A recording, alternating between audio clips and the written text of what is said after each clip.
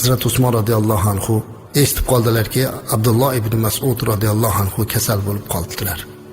Abdulloh ibn Mas'ud cho'pon bo'lganlar, nozik odam bo'lgan, lekin tavakkullari pahlavon odamlardan ham kuchli bo'lgan ekan.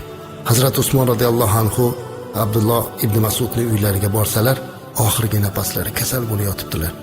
Sizga birorta tabib olib kelaymi deydilar.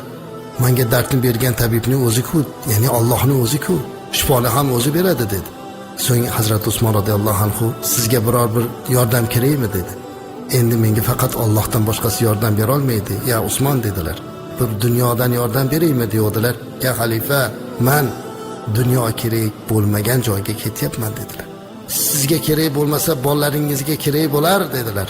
Shunda Abdulloh ibn Mas'ud radhiyallohu anhu Hazrat Usmon radhiyallohu anhu ga qarab, mendan keyin qizlarim qashshoq, kambag'al bo'lib qoladi deb qo'rqyapsizmi? Allohga qasamki, men Rasululloh sallallohu alayhi va sallamdan eshitganman. U zot shunday deganlar: kim har kuni kechqurun sura-i Voqeani o'qiydigan bo'lsa, Alloh uni hech qachon kambag'al qilmaydi deganlar.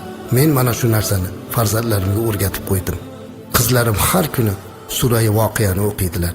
Ular hech qachon kambag'al bo'lmaydilar dedilar. Qarang azizlar, bu qanday ham go'zal iymon, ishonch, tavakkul.